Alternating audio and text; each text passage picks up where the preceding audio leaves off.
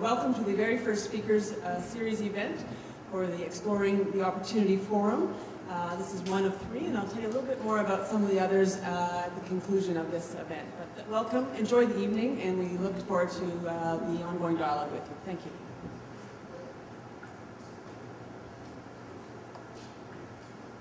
Thank you, Melanie, and good evening, everybody. It's great to see you, and thank you for taking the time to be here. And I can't think of a better location than this building because I think it's truly symbolic of a lot of what we're trying to achieve. I want to just make a couple of comments before I introduce our keynote speaker. And suffice to say that we are at a really transformational stage in our community's evolution. And the Rapid Transit Initiative is all about moving people and building our community. And this community building strategy, as Melanie said, is a really key element of our collective work. And while the region and the cities of Kitchener, Waterloo, and Cambridge are all leading this specific initiative, its ultimate success is in all of our hands. I think it's also valuable not to lose sight of how our community has already evolved and how it continues to evolve. A few points for you to ponder. In 1973, our region had a population of 268,000.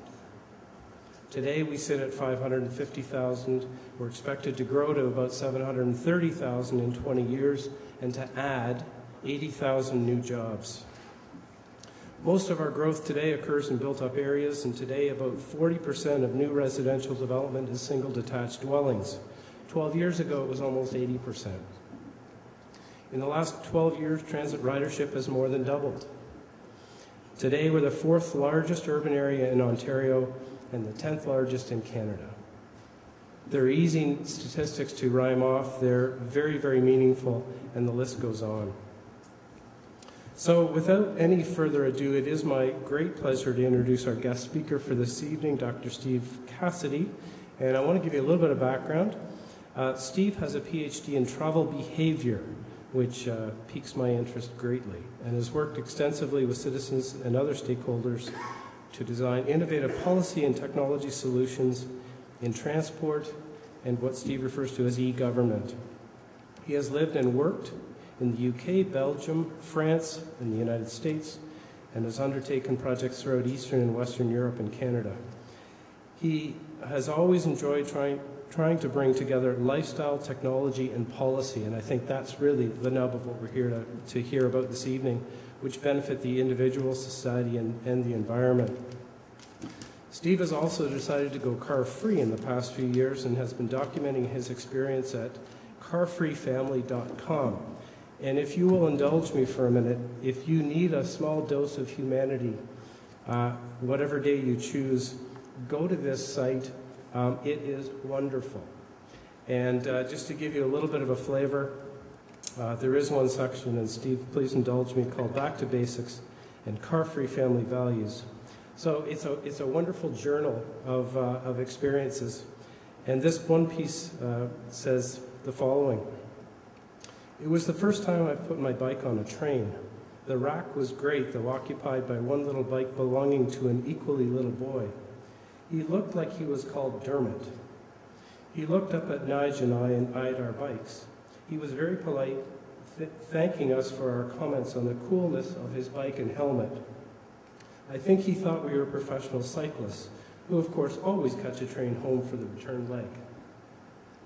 We did not disabuse him. Great rides, saw lots of canal boats and a canopied small ship. Super Falkirk Wheel, Falkirk Railway Station, a bit scary, mistaken for Lance Armstrong and Greg LeMond. Not a bad day. Ladies and gentlemen, Dr. Steve Cassidy.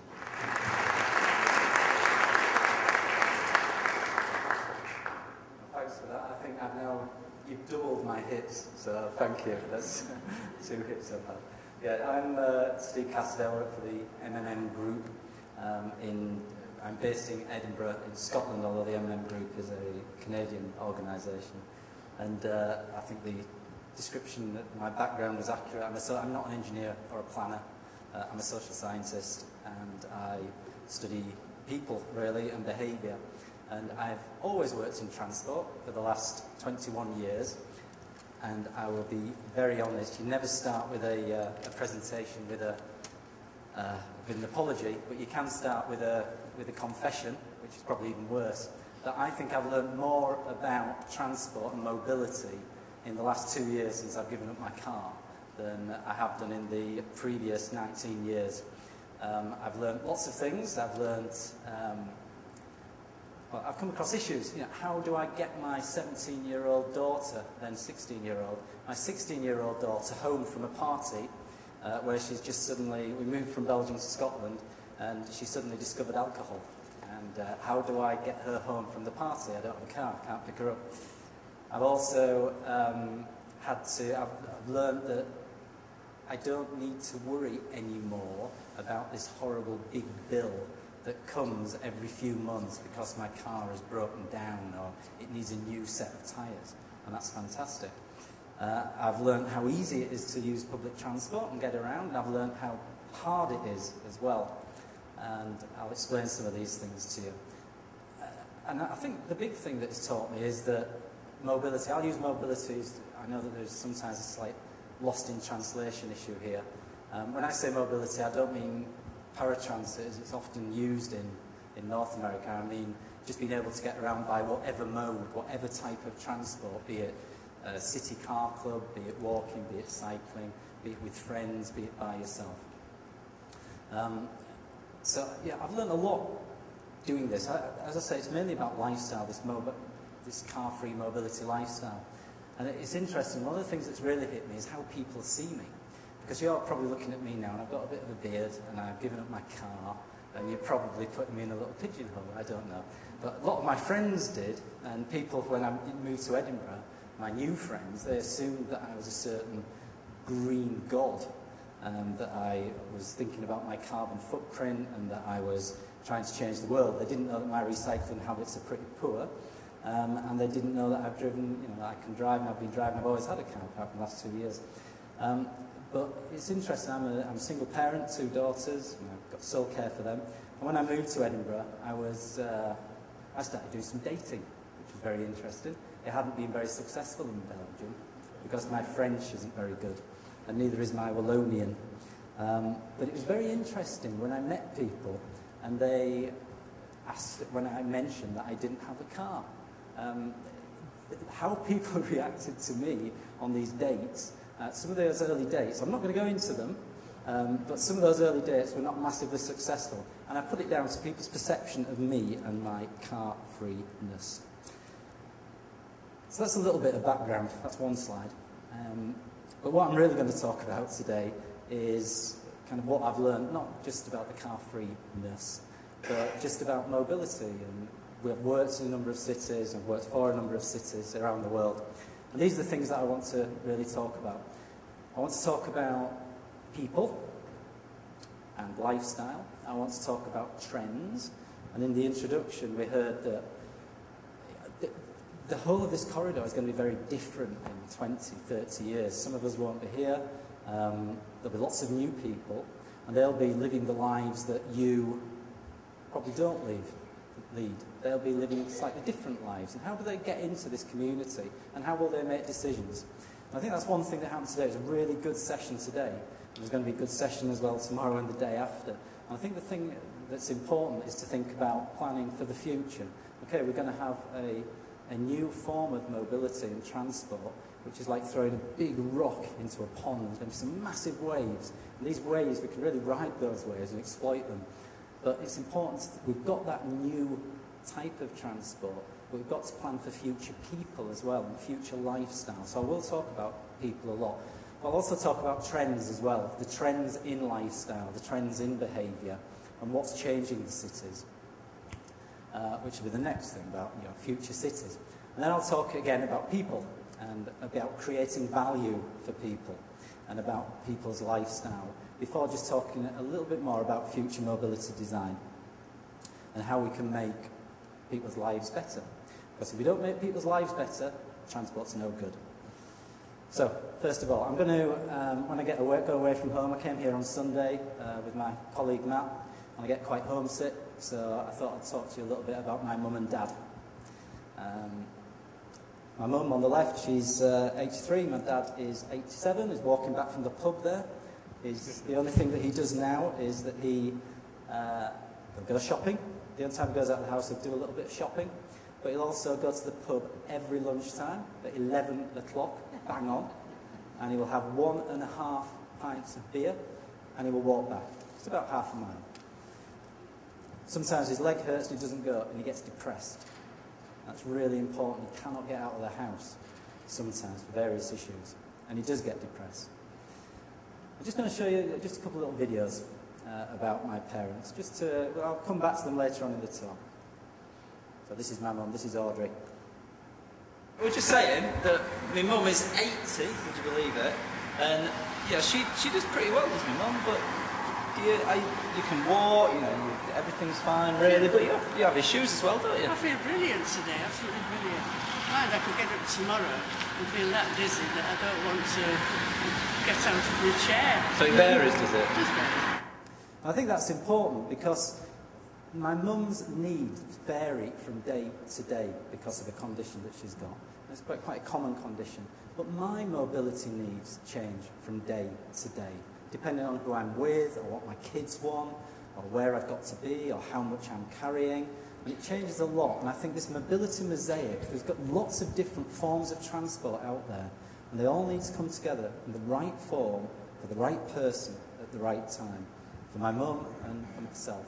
Now, I've got another confession to make, really, because through my video blog, I obviously use my family a lot, and I use my children a lot, and their friends. So I should really make a public apology for exploiting my parents and family. This is my dad, Chris. Oops. Walking back from the pub.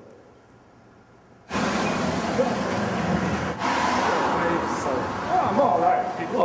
What, because that slopes inwards? The other way. Oh, this slopes that way. That way. And that slopes that way. Yeah. Oh, I see. And do you think about that when you're walking then sometimes? Oh, it makes a difference. So my dad, sorry about the sound quality of the home type movie, you can see there's a little bit of raised tarmac. My dad, since he's had a problem with his leg, he's never been able to bend his right leg since he was 4, but he's had a very active lifestyle. My dad now knows on his route, this kind of golden chain from his chair to the pub, the Nag's Head, he knows where every raised pavement is. And he knows where, when he walks back from home, because his right leg is the stiff leg and the pavement goes like that, he struggles because it pushes him over. He really needs to walk the other way to work, to the pub, because of the camber in the pavement, because his leg can't get clearance. He's fallen a couple of times, and he hasn't been able to get out of the house for about 3 times. Now, for him, he has a very clear view of the route and the pavement, etc., to get to the place that he wants to be. And it's interesting, today we're drawing routes on maps, and there were lines on maps for walking routes to transit. But the actual the microness of that route, that golden link, is very, very important. And for him, sharing that information with other people like himself is important. He talks to people in the pub about there. He has a very interesting mind map of the city, of his local community. I'll just say something about my daughters. One of the things I've learned, Maddie on the right, Tess on the left. One thing I've learned as well is that when I moved to and became car-free, there was a little bit of resistance to this because they've been reared on cars. Well, you know, we try and get to be quite active. They've been reared on cars. And it was quite interesting with the excuses that they come up with. Tess, this was on her second day at school, when I still had a car. I had to ship it back to Belgium, and I was still waiting to do that. So she was desperate for me on the second day at school to get the car out. And these were her excuses.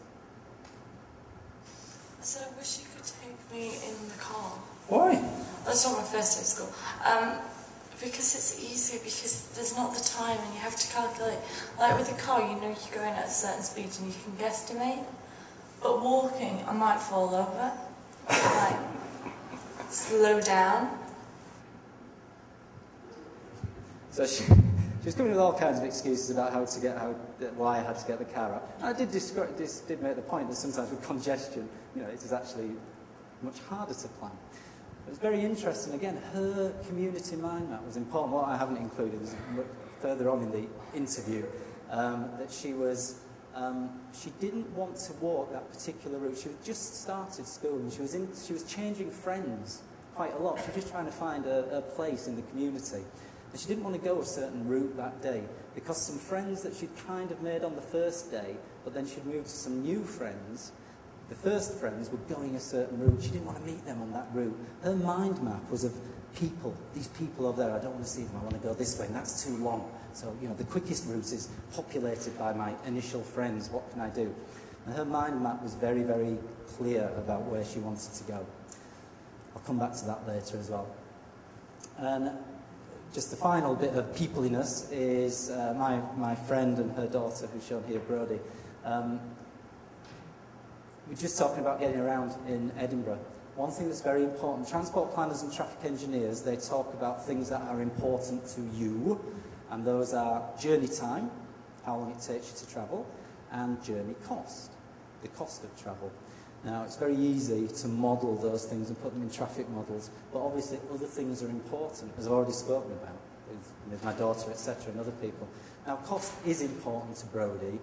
Brodie's a student, and she wants to get helped by her mum a little bit. She wants her mum to put some money in. And what she really hates in Edinburgh is the fact that although we have a very good transport system, you have to put in the exact fare. Full stop. And she would like an Oyster card. Like London, you basically can put money in and it just decrements every time you use the card. And she's talking a bit about Oyster.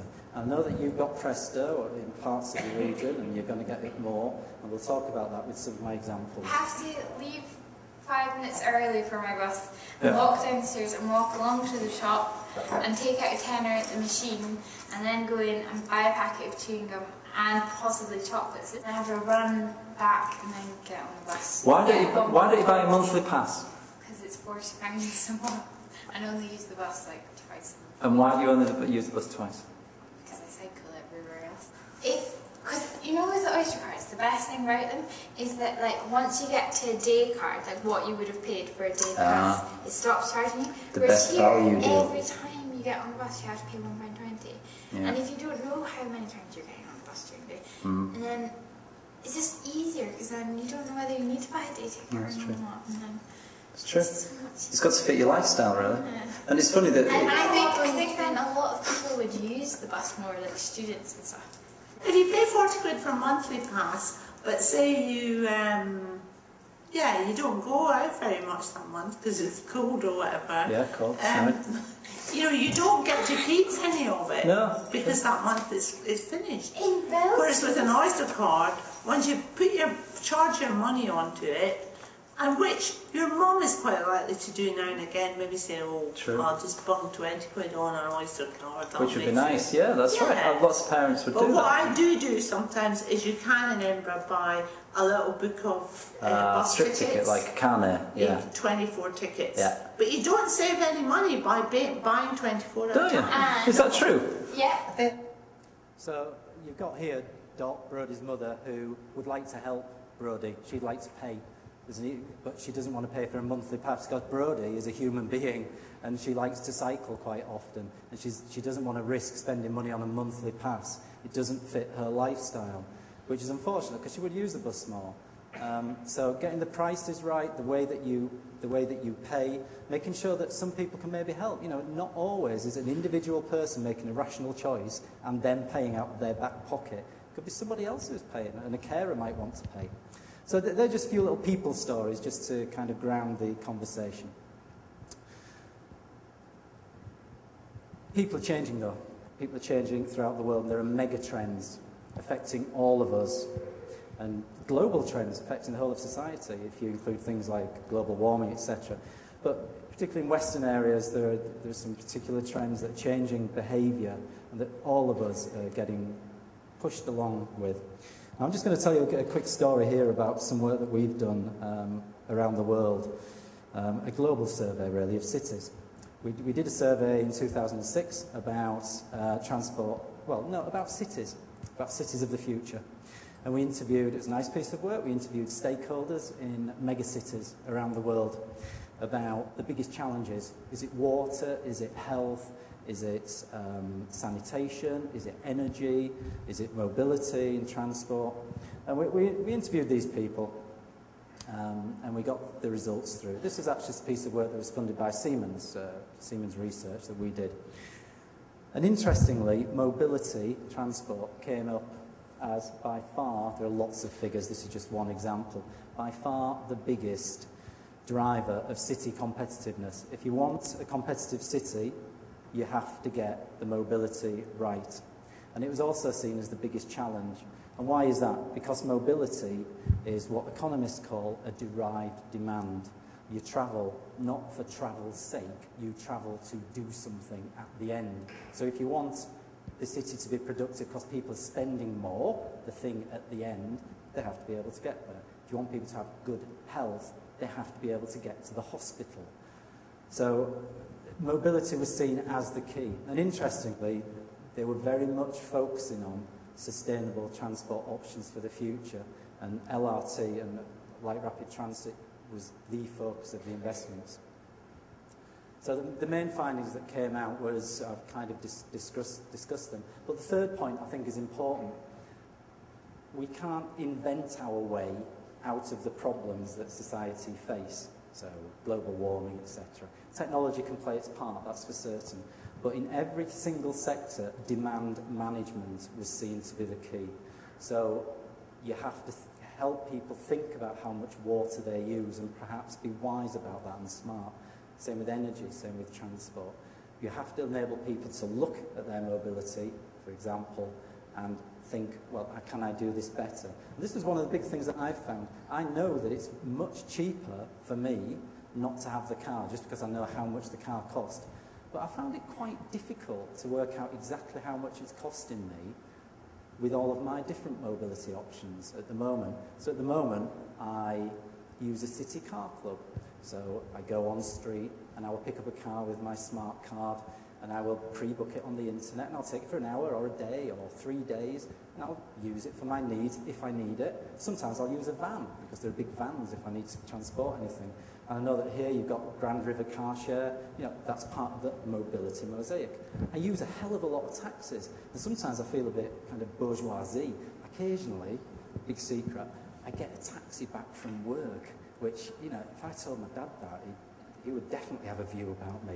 But I can afford it, and sometimes it works. It's still a hell of a lot cheaper than having the car. So I bring all of these different modes together, but there is no single way of me working out how much it costs. And what I would love, what I would really love, is for some organisation, some body, to be my mobility manager. I would love a bill at the end of the month telling me all the different modes that I've done, what I did the month before, how I could change, and I'd love some little incentive to perhaps change that, you know, some extra points to spend on my supermarket card. I'd like some feedback. Feedback's important, I'll come to that. That's the only way we'll manage demand. And importantly, technology can help us do that. So what are these world trends that I talk about? They're cities and they're challenges. So what are the world trends? We did a big piece of work following the piece of work that we did for Siemens initially, looking at the trends that are affecting society. On the left, you've got things that you will recognise. Ageing is very important. All of them are important. Congestion, environmental awareness. But just to focus on some of the things that actually will cause, we've done a lot of analysis on this. It will lead to, some of these trends will come together and they will interact. And they will lead to things like very complex trips. So we'll all have much more complicated trips, increased workforce participation, more part-time working, older retirement ages. We'll be working longer, but we'll be working part-time. We're moving out to the suburbs. There'll be lots of different cross trips. It's a very complicated trip patterns that are going to happen in the future, for example. And we thought, well, what is the future system going to be like that we want? What is the future system? And we tried to define what it was, what its attributes were, and what its definition, you know, what the key bits were. And there's just some key words. Don't read through them all, but I'm going to pick something out from attribute. I'm going to go 1, 2, 3, 4 down, 5 down, and say mode neutral. That's important. Often in the debate, usually in the debate, people come in with a hat on and it says, I'm a car user, or a hat on and say, I'm a public transport user, and we all wave our flags. The future, we have to get away from that in some way, so that we have to be able to, for me, for example, I will use a city car club when it is the right option for me.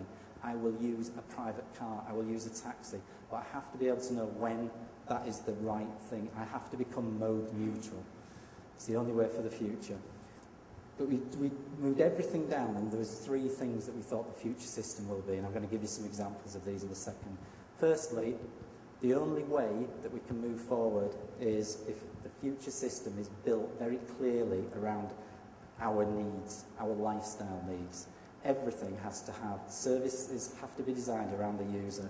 It has to be seamless, so that you can move through the system very easily, very quickly. You can pay seamlessly, but it also has to be valuable. It has to give value to me to be able to do what I need to do.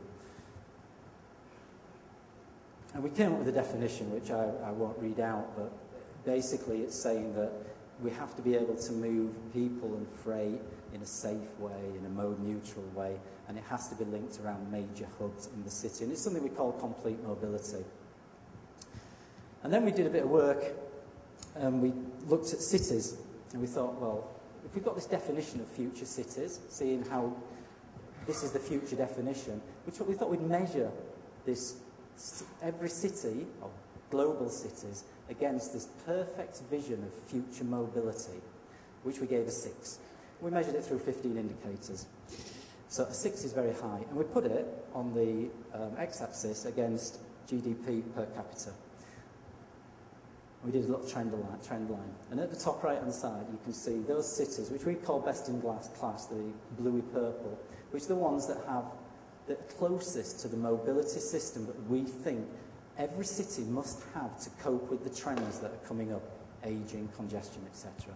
And you've got places like Vienna, you've got Zurich up there, you've got a range of cities, Paris. You'll see that most of them are European, and that's a lot to do with density, but a lot of the lessons can be transferred. The green ones are what we've called struggling to cope. You know, places like Mexico, Tehran, they don't really have the basic infrastructure at the moment. And then in the middle, I'm going to zoom in on the middle, you've got a group called at risk. And those are the ones that, using the indicators that we've used, but qualitative and quantitative, that aren't really managing, that won't be able to cope with the trends that are coming up. They tend to be very oil dependent. Oil prices are going to go up. Yeah, we're just going to have to get used to it. Very extensive, usually extensive development. And what we then did, we put the Canadian cities on there. You can see they're kind of on the cusp, I think. That's what I'd say. You are on the cusp. On the edge of best in class and on the edge of struggling to cope. Sorry, what's the other one? At risk. We did a presentation, we did some work for GTHA looking at their position on the index, and after we'd done a public meeting we had a phone call from the Premier of Ontario saying someone said that Toronto is at risk, what's happening? And it's kind of amusing that he would think the city is going to sink or something, but that is the fact, that we are at risk if all the trends kick in. And you can see that, where are we? I mean, GDP, obviously Calgary at the moment is reasonably high. This was done last year, GTA, because of the high GDP, but its mobility isn't as good. Mobility, the place with the better mobility, Vancouver and Ottawa, Montreal, not doing too bad either. So you can see GTHA is bang on that line between at risk and best in class. And what we've done for them, for GTHA, we looked at some overall strategies for where they're going to go. Where the hell are they going to go? Going to go up, going into a good place, going to go negative, into a bad place. And we gave various examples for them. And you'll see some of the ideas that we've thrown into this. I'm going to throw some of the examples around what we call the 7 deadly winds for successful cities. So from our work around the world, we've come up with 7 basically wins that every city needs to think about and move towards, the 7 deadly wins. And this is important for the work that goes on as part of this community building strategy. The city is a place of exchange. That's very important. Exchange, people meeting, talking, people buying, selling, people communicating, people transacting, people going to councils, asking for things, being able to sort out problems. Usually, if there are a lot of chairs around, it's a pretty good city. Now, this is Helsinki. Helsinki gets cold as well. But you can see here, one of the interesting things here is that everybody's looking out towards the street because things are happening on the street. Exchange is taking place. It's not traffic going round. There's exchange going on. There are, if you look at the other side of the slide, there is some traffic movement. It's not very heavy, and there are markets and people looking out. There's exchange space is maximised. Some work that we did in San Diego on the right-hand side. This particular area in San Diego, that used to be a roundabout, and all the traffic planners and the traffic engineers said, don't take out that roundabout, gridlock, won't work. We did some realignments, put in some exchange space, and it's a place where people go now and spend and enjoy, and the city becomes vibrant. We had a discussion today in our group about trying how to make one of the routes to one of the LRT stations one that people would actually walk around, because it's not particularly nice at the moment. And we're thinking, what makes a route a good route to walk upon that people currently are not walking on? Obviously, there's got to be some activity somewhere, so there has to be people going close to that station. But do you build trees? Do you put trees in? Do you put nice street furniture? The one key thing that people will use streets if there are other people there. You've got to get people there. There could be runners, there could be walkers, there could be people with prams, there could be anybody, but people make streets. I won't go into that.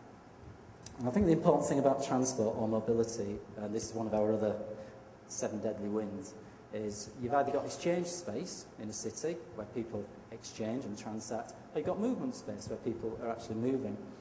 The key is to minimise that movement space and maximise that exchange space. And really, you've got to get your head around, we all have to get our head around about transport mobility. It's not about the vehicle. It's not about LRT necessarily. It's not about the bus. It's about moving people and goods. It's not just about that vehicle. And you've got to minimise the amount of movement space and maximise the productivity per person, for example. And LRT is a good example of that. One example of this here, people might have seen this on the bottom right, where you can see the same number of people, or the people are here. That's how many cars it takes to move them. That's how many buses it takes to move them. And that's how much space you need to walk. Obviously, there's a lot of space needed for vehicles. Now, if you look at the table at the top, you can see that the different types of mobility, pedestrian, cycle, etc., different speeds, you can see how much space is needed for each of those vehicles. So bus passengers, for buses, when it's stood still, about 20 square feet. When it's moving, about 75. Look at the increase in the automobile, from 400 square feet to 1,500. And that's because you have to build in safety. You have to build in a lot of safety, a lot of medians. So if you accept that we've got to maximise exchange space and minimise movement space, unfortunately, I'm definitely not anti-car. I've driven all my life, and I use taxis and I use City Car Club quite a lot. But we have to think about the role of the motor vehicle, most definitely, particularly the moving one. I've kind of talked about this, so I'm not going to say too much, but yeah. I mean, it's interesting. I was in the city not so long ago, and it struck me that there were the number of people. There was lots of people stood at the sidewalk waiting to cross the road, and the amount of people in the cars that were going past were a lot less, and they had a hell of a lot of priority compared to the pedestrian. And just making sure that we have a view of that is important. And some cities are actually changing this balance of space, and they tend to be successful. Trafalgar Square is an example. I remember the debates that happened about Trafalgar Square when there was all the buses going around and all the cars going around. Can't do anything about that. But when eventually they paved that area and made it a very beautiful part of London, it worked, funnily enough.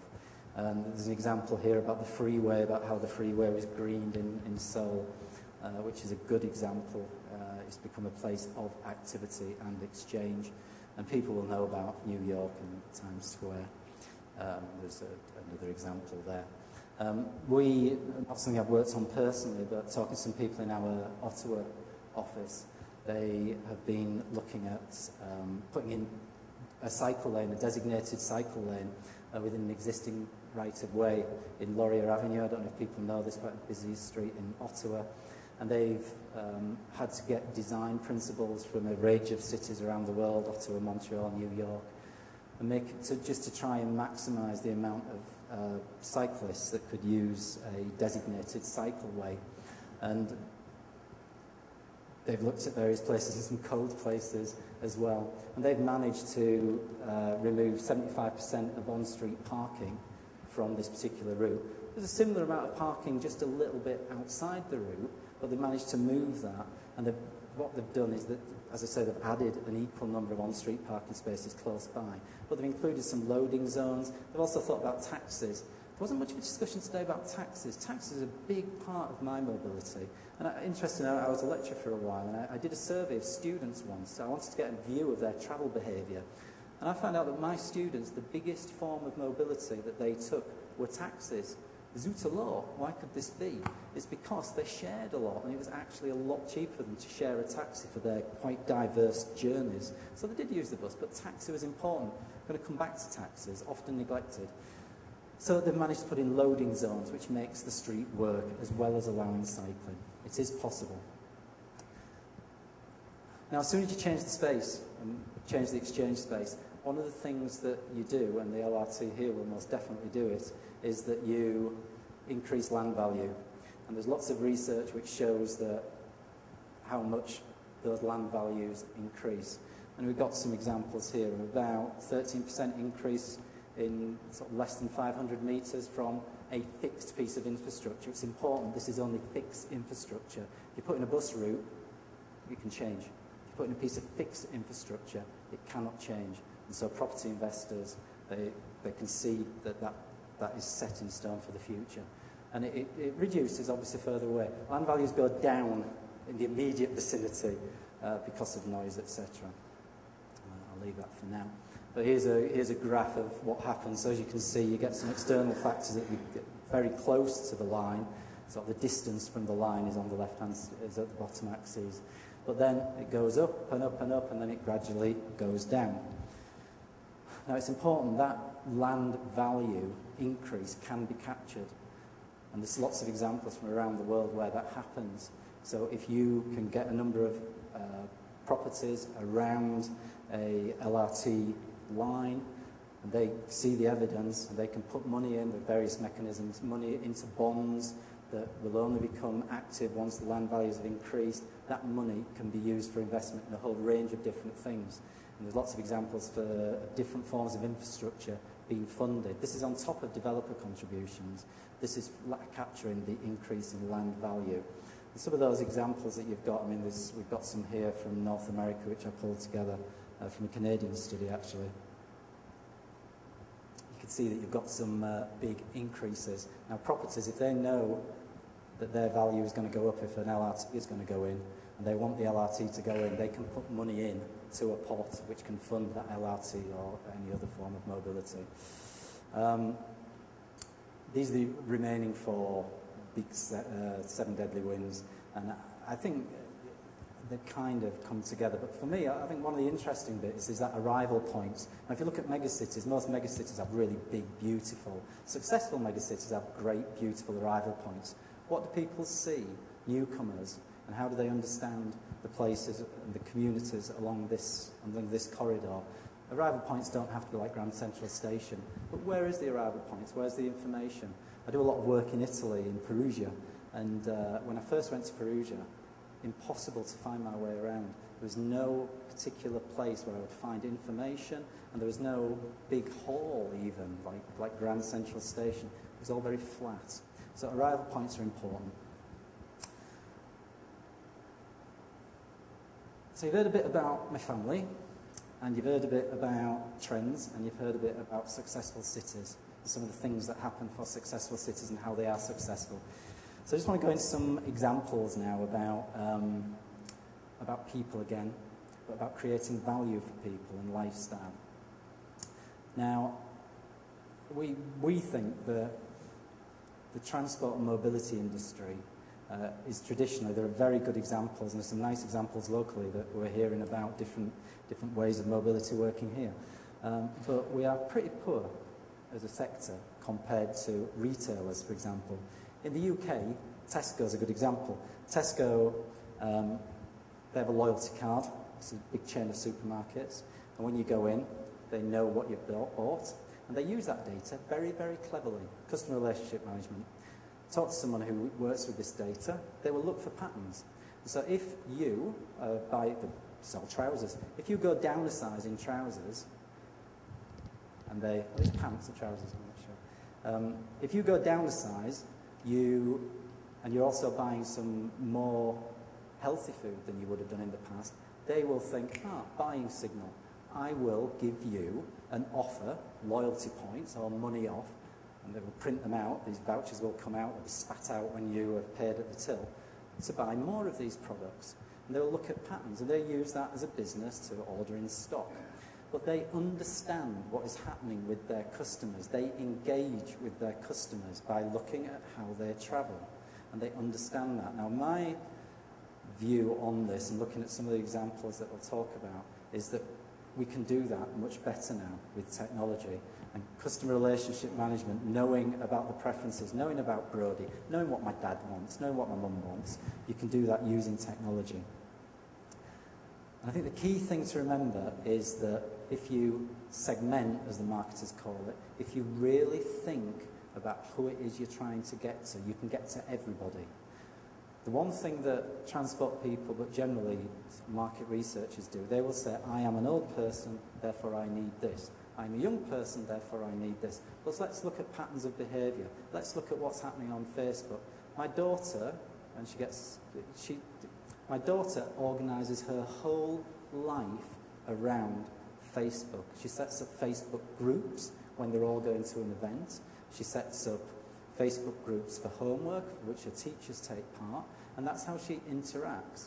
Now, that information can be used if we, transit agencies, can increasingly tap into that, and cities can understand how people really think about their lives by things like Facebook, etc. One piece of work that we did for the Department of Transport in the UK was we were looking at places where there's a lot of growth. And growth is going to happen here. There's going to be a lot of growth, as we heard. And what we did, we looked at people who'd moved to an area within the last 2 years. And we tried to segment them by their attitudes by their travel behaviour, by their attitudes to different forms of transport, and by their attitudes to technology.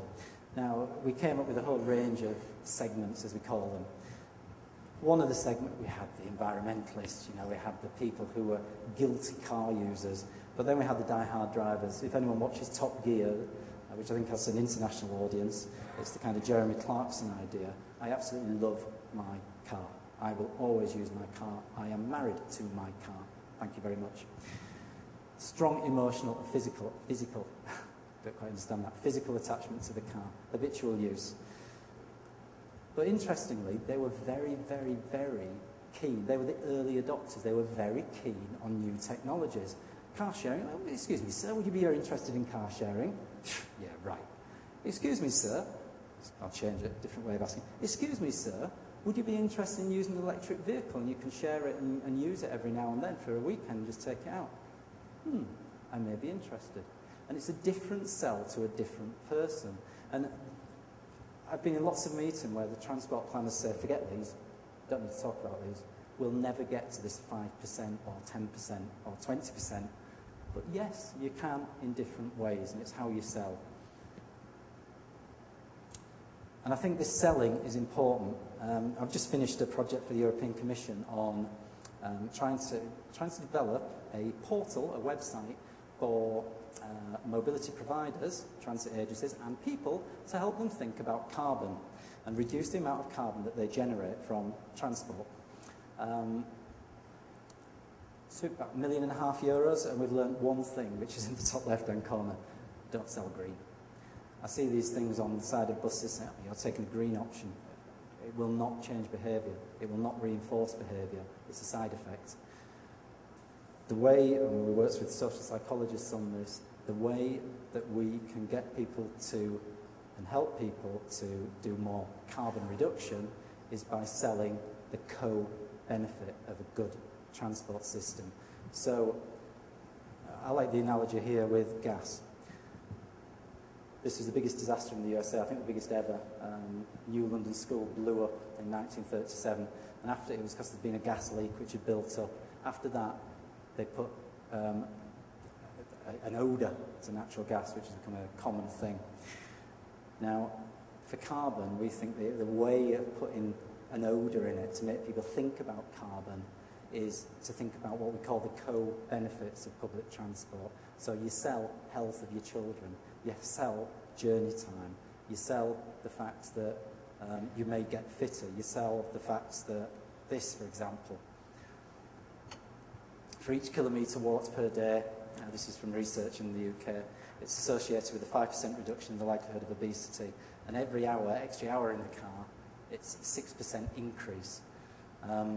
It's interesting, if you look, we looked on this European project at campaigns to help people change behaviour, and there's a very interesting, I talked about my daughter discovering alcohol in Scotland. We do like our alcohol in Scotland. One of the things that they're doing now in Scotland is it's a big problem amongst younger women. What are younger women interested in? And from the research that they've done, they found that the main thing that they're worried about was their weight. So what do you sell? You don't sell the fact, if you're trying to get them to reduce the alcohol intake, you do not sell the fact that they shouldn't drink because their liver's going to pack up in a few years. You sell the fact that every glass of wine has 250 calories in. And they've developed an iPhone app which shows you what you're going to look like when you're 40 if you drink X amount of units of alcohol every day. And it's working. Now, there's a transport analogy to that. I must admit, I've got to say this about my daughter. She doesn't drink now, just to point out. And it's got nothing to do with that. But there's an analogy to this. You know, we shouldn't be encouraging sustainable behaviour by talking about sustainable behaviour. We've got to talk about things that are important to people, and the connectivity is a key thing. Now, one thing that I've found about value in my year out of carness is that we all have different things that we value. The things that are important to my daughters are, at the moment, are their friends, seeing their friends, how many spots they've got. What do you call them? It's pimples? I don't know, spots. It's important. And their weight and their look, which I find a bit disappointing, but hey, you know, there's a lot of peer pressure. When it comes to transport, what's important to them, and it's actually backed up by national surveys throughout Europe on this, the big things that younger people and the young Persons Parliament in Europe has highlighted these things is cost of transport, driver attitude. That is important. So if we're going to improve the mobility system for younger people, we have to think about driver attitude. In some places it's not a problem. I found it very nice, actually, since I've got here, bus driver attitude. But in certain places it is a problem. We have to tackle that head on in designing the service. They're interested in meeting their friends on the bus. Let's go back to the Facebook example. My daughter spends a lot of time texting her friends. Oh, which bus are you on? Which bus are you on? When are we going to meet? What bus stop? I'll get on now. Now, if there's some way or some system or an iPhone app which can allow them all to meet on the bus and go into town, it reinforces that behaviour. And that's good. It's a way of adding value to my daughters. If they're with me, they don't want to meet the friends on the bus. That's most definitely not. It's embarrassing. Now me, I have different value principles. I like a nice sit down and I like an easy life. They're the most important things to me at the moment. What am I interested in mobility? In my commute, I'm interested in speed. Yeah, that's important. Not massively important. The big thing is the wait time. I hate waiting. That's a problem for me. So that's the traditional kind of transport thing. Having a seat is very important. There are now some phone apps out there which tell you if there's a seat on the bus, on the next bus. So sometimes I wait, but I'll let 2 or 3 buses go down because they're full, because I want to sit down. Because not only because I like to sit down, but I usually do my mails on the bus to school, to work. So a seat is very important. That's an attribute that is important. When you design a system, and we need to think about this here, we have to be clear about what's the value principles for people. And cost is important. It's not that important for me, because work, my employer, gives me a free travel pass for all modes of transport, which is fantastic. Interesting though, look at the bottom right-hand side. When I'm in a country that I don't know well, or when I'm visiting, recently I took the kids to Belfast to have a look around Belfast. I didn't use public transport at all. It was very difficult for me. The maps were hard to understand. There was no real-time information at bus stops. And what I was really concerned about was driver attitude. So I wanted to talk to the driver about where I should go and where I should get off. Driver attitude is key. I've had problems before. I tried to get from Pearson International to downtown a couple of years ago, and I wanted to use public transport. It took 3 hours, I think it was. Driver attitude is not fantastic.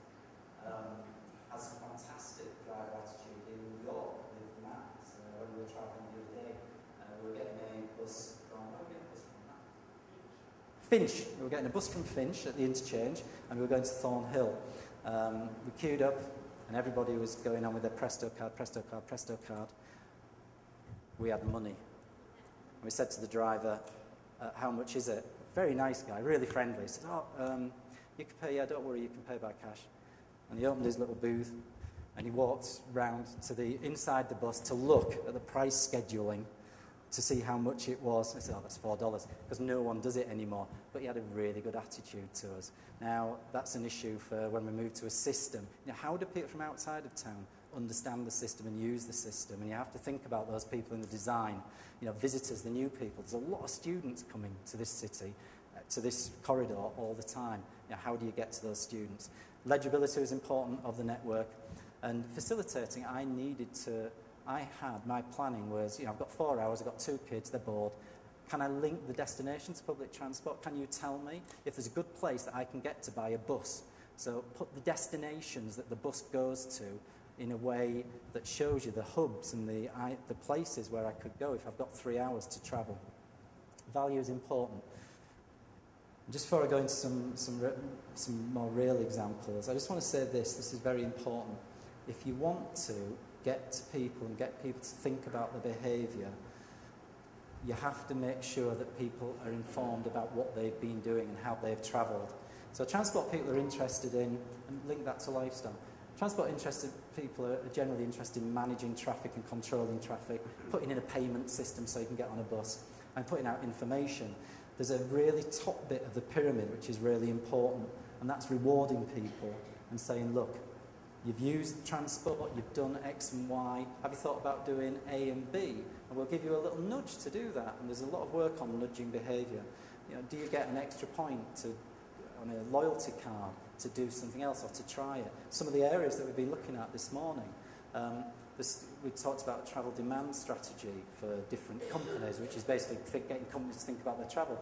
Should we have a competition between different companies to see how many people have used public transport in their organisation and put that on the web and just get people engaging about that? So if you engage and reward people and give them feedback on how they are next to an average, so in your organisation 60 people have used transit today and these are their stories, but in another organisation only 30 have, and it just changes behaviour. There's been lots of work in energy management on that. So if you publish how much energy different neighbourhoods are using, they tend to change. And I do have an example of this. This is a big post-it note that I put next to the kettle at work. We'd been to a sustainable city demonstration, the SSE Sustainable City Centre, and we found out that boiling the kettle is by far not one of the biggest ways of using energy in the home. And so I thought, right, what shall I do in the office? Tell you what, you're only allowed 1 cup of tea a day. That'll reduce it. I don't think that'll go down very well. I'll tell you what, we should, I wasn't really sure. So I thought, I'll tell you what, we'll just ask people to mark every time they boil the kettle. And I put a little grid, and I said, please mark if you boiled the kettle today. And every time the kettle was boiled, you had to put a mark. And then somebody added to that, and they said, well, you shouldn't just be monitoring that, you should be monitoring how much water's in the kettle, and so they added a little scale for that. And then everyone started talking about kettle use, and people used to go do kettle runs. and the use of the kettle went down. And it's because people engaged and talked about their behaviour. Now, it wasn't really my intended outcome, but it did have a very good outcome. And it's something that when people engage about transport, at the moment, in the planning phase, there is engagement happening, and that's important in the design. But in the ongoing development of the system, through technology, you can engage. I'm just going to go through a few examples. One thing that's great that's happening here is that you're going to move to real-time travel information at bus stops, and that data is going to become available to people at bus stops. But it's going to be an open data source, correct me if I'm wrong, it's going to be an open data source so people can make apps on that. And from on your phone or in the computer at home, you'll be able to, before you set out, particularly when it's cold, you'll be able to think, oh, well, the bus isn't coming for 4 minutes, so I'll go out of the house in 2 minutes. So you can actually get that real-time data. And it's amazing. I think innovation comes, particularly in an area like this, where you've got a lot of young people, a reputation for innovation, that people can do things. In Toronto, I don't know if people know this example, this guy has a coffee shop just next to a tram stop, and he was absolutely sick. Like I was sick of the kettle being boiled, he was sick of people coming in for a coffee and queuing up. Going, oh no, sorry mate, I've got to go and get the tram. So he tapped into the system, put a screen up, and basically in real time people can see when their tram is coming. And now he's developed a bit of a loyalty system, so people can just grab their coffee and come back the next day. And he's using that. More people are coming to the cafe. In Perugia, we had a kebab man who was selling kebabs on the high street, and we changed the parking layout of the high street, and he was vociferous and anti everything that we were doing in Perugia. Now he's the biggest proponent because he's seen people actually coming in to his shop more, because it's not all cars, it's nice space. And he talks about our project a lot. So if you make the data available, it's amazing what innovation can happen. And there is a nice example that happened with TTC a while ago that we talked to Air Miles about. They think about this customer relationship management. They matched everybody who collected Air Miles to a database of all those people who'd had a monthly pass for TTC. Or was it an annual? Actually, I think it was a monthly, but didn't have one anymore. And they targeted those people and they said, look, you can have, I don't know how many Air Miles. Everyone tells me Canadians are addicted to Air Miles. I don't know whether this is true. But suddenly, everybody was interested. You gave people an offer using technology, you understood who they were, and suddenly people started using public transport. There's a 57% increase in ticket uptake. There's a bit of noise around that data, but it tells a story. Technology is important, I think, with these. Actually, just go back one. One of the things when we think about open data, I just wanted to tell the story. Vienna does very well on the index. It's a very good city. It's got an ultra-low floor tram. You've got young people. I did a lot of work with young people in Vienna. And young people, when they are bought or they get through school a pass which allows them free transport on all the network, they have parties. Yeah, they are happy. It's like getting your first car. Yeah, it's a passage of rights. And that really struck me. It becomes culturally important. But I thought what was also as interesting, when I was in Vienna, they'd spent about $1 million, I think it was, on a new all-singing, all-dancing travel information system, where you get taxi information, public transport information, etc. I got a load of people to do some mystery traveller exercises for us. So we basically got them some tasks to do. They had to travel from A to B throughout Vienna. They didn't know Vienna very well. They were students, actually. And I wanted to know how they made the decision to travel. And I was very interested to see how they used this information system. Every single one of them went to Google Maps first to get the map and get the travel information. And that is key. It's this open data and it's blending data that's already out there. And that's why, for example, it's important to think about how people pay and what data that generates. Are you going to be able to pre-purchase monthly passes or annual passes online? And what offers will be made to you when you do that online? When you pay, what can you use your payment tool for? Can you use it for transit, retail, home? What do you want? Where it's something that people need to think about. We've got a number of applications. People know about these things. I've mentioned them before. But you've got lots of examples of cities giving real-time information.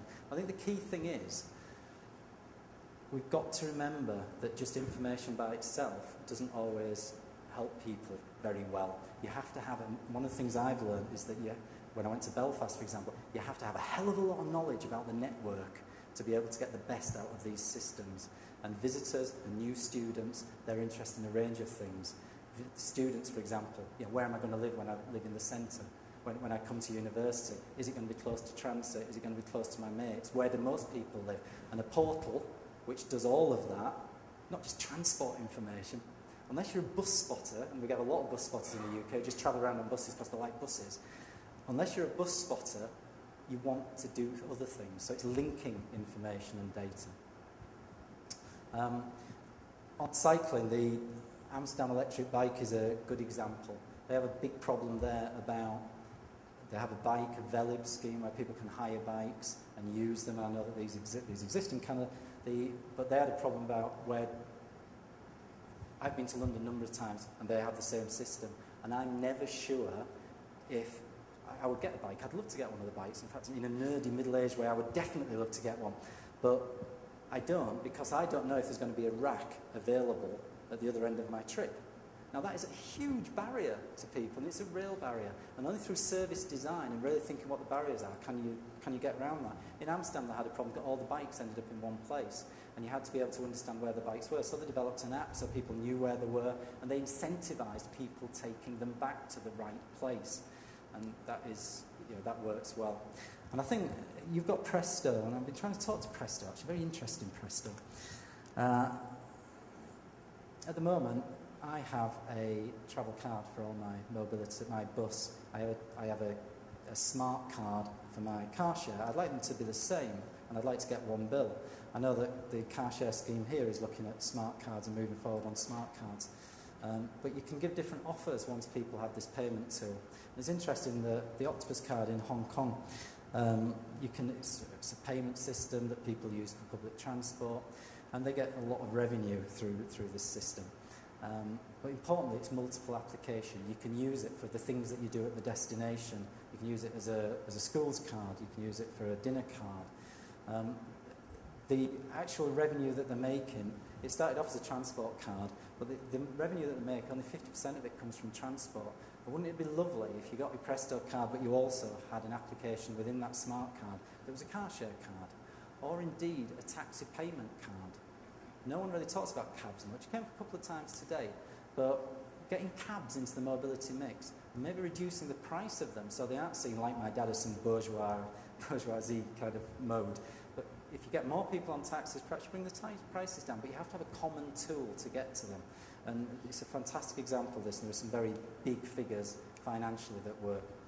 And finally, on my examples, I just want to talk about Spitsmuiden in the Netherlands that uses incentives to try and reduce peak traffic. What they've done then is that they have, lo and behold, they have paid people not to travel in their car at peak times. They did something which I'm not sure you could do in Canada, you could do it in the UK, is that they did automatic number plate recognition, and any number plate that was saw coming regularly on a certain route where there's going to be a lot of roadworks, they contacted and said, we'll pay you not to drive. We'll give you a little transponder in your car, and if you can prove that you haven't brought your car on that link at that time of day, we'll give you some money. And that has been much cheaper than all of the congestion that can be caused. They've paid people not to drive. And I'll come back to an example like that. You can see about the change in travel is 50%. What about parking? Innovative parking. Parking is key to the city centre, it keeps them vibrant, it kills cities as well. Think about the 7 deadly winds. Parking space is valuable, it has a value, and it can be traded, it can be changed. And it's important that parking has its right place at the right price in the city. There's an example here of the Toulouse parking system. So in Toulouse now they have transponders in the trial, transponders underneath the bitumen, which picks up electromagnetic waves if a car is parked over that space. And using that, they can find out occupancy. And so there is an application out there at the moment where people can find out on street if there is a space available. Fantastic. Going a step further, in San Francisco, they now are starting to use that in a wiser way. So they have exactly the same system. But what the city is trying to do is make sure that there are always spaces available at certain places. How do they do that? They change the price in real time. So it'll be more, if all the spaces are running out on the street, they will increase the price. So there will always be some space available. That's the way that a lot of cities are looking at on-street parking. You may agree, you may disagree, there's a head shaking, but that's the way that things are going. Dynamic pricing. I think dynamic pricing is okay, and putting a price on mobility, but it shouldn't all be stick. That's my key thing. It should also be incentives that when you do say, okay, if you park today, it'll be expensive. If you're a member of our club and or etc., we can offer you discounts at other times of day. So we can you can park for free a little bit later. So it's not just got to be stick. We've got involved in a lot of road pricing trials, and everybody, because it's not mode neutral, I'm a car driver, and it's all stick. They don't go through. There's got to be incentives. There's got to be a lot of carrot. And finally, I just want to say a couple of things about future mobility design. This is what we do, myself, Matt, and the office in Edinburgh, and it's a process that I think is useful here. These are all iconic British designs, including the polypropylene chair, which I never realised was British. But these are things that have taken design principles which very much have focused on lifestyle. They've made things easier, they've added value to people. You may say that miniskirt hasn't, okay, I admit that, but the angle poise lamp is a good one, and Concorde doesn't fly anymore. Bad slide, moving on. What we do is service design. So we work with product designers who design coat hangers, for example, to design better services, and there's methodologies for doing that. So we try and make sure that we apply that to transport. So we spend a lot of time with users talking about their real problems. You know, I talk to my parents as well, but you know, we get people in a room with designers of iPhones, for example. They talk about their problems, and we storyboard them, put them in a story. What would you like to do? You'd like to get up today, you'd like to do your planning, but they are real people with real issues, but you've got to tackle the real issues head on. I'll show you some of the examples that we've come out with just very quickly. Some of the storyboards that we do. So we really think about how you would get up in the morning. It's an important, as the engagement happens on the corridor, I think it's an important tool actually, just to think about, I get up in the morning and then I do. I'm not going to give my mum the voice here. Sorry, Odd. With some of these things, we've developed some services, and this kind of layer of understanding I think is important. Today we've done a lot of drawing on maps. Think about that next layer upwards. My mum, what you'd have heard my mum saying there, is that they got rid of the car, and like 9% of the population over the age of 60 give up their car every year, and some places it's higher.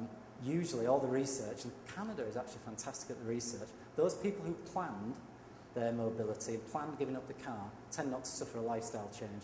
Those older people who haven't planned usually reduce their connectivity massively. So you have to get people to plan.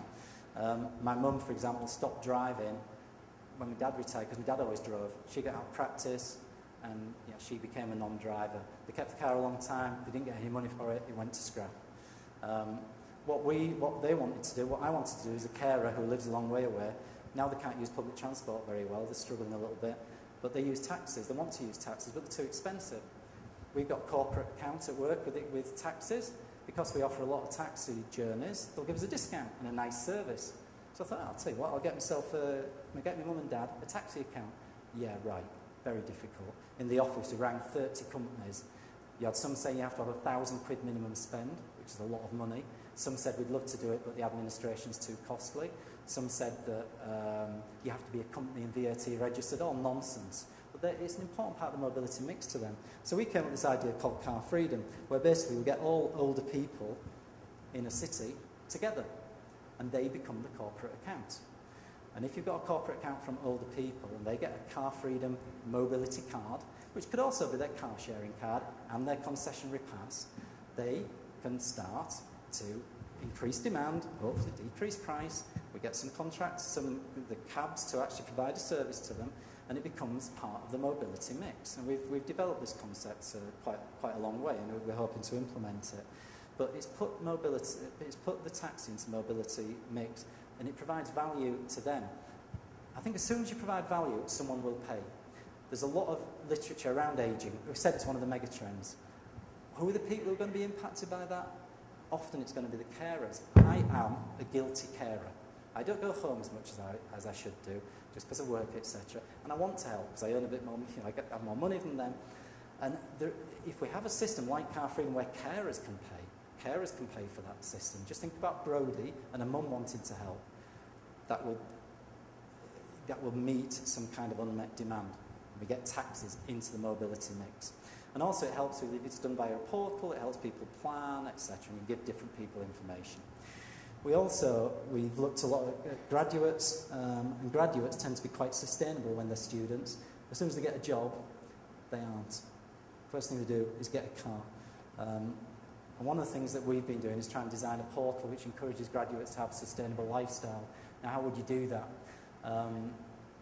You'd help them live in the right place of the city where there's a lot of public transport. How would you get people to go to this portal? Well, gigs would be on there. Communications, ways of being able to communicate with your friends, Facebook. And we're looking at an offer in a city with a major public transport operator who wants to become the mobility manager. Remember I said I want a mobility manager? They want to manage all your mobility and manage your lifestyle. And a lot of big transit companies at the moment, they are not providing transport. They want to become the mobility manager and do everything for you. And you can provide offers you can top up your card for different things on this. I'm not going to show this slide, but I am going to say so what to everything that I've said. Just remember, real people, real lives. That's what this has got to be about. Storyboarding people's lives. What are the problems and where is the value to them? What does it make them do different? How does it help people think? How does it help them in their lifestyles? What is different? I think if you aggregate people, you can get all people together, so people who are giving up the car, for example, in Car Freedom product, you can start to understand what their needs are, and you can start to give them offers. And the internet is a very good way of doing that. It's not only internet, there are different ways of doing it. Community groups do a lot of work in communities, just like happening here. But use design principles as well. Really think about product design and service design. Think about the Tesco card. How do they do their business, and how can mobility in a city happen using those principles? And the key thing, I think, about technology, it's definitely not an answer to everything, but it can help. And so technology is a layer that can help us engage with people. I'm staying car-free. It's not because I'm green. It's because my life is now easier. I don't have as many worries, and I can financially plan. But there's lots of little differences, little changes that can happen in the mobility system to help my freedom. Just think about what the differences, it's quite often the little differences that could really make a real difference to your mobility. And that's all I've got to say. Thank you very much indeed.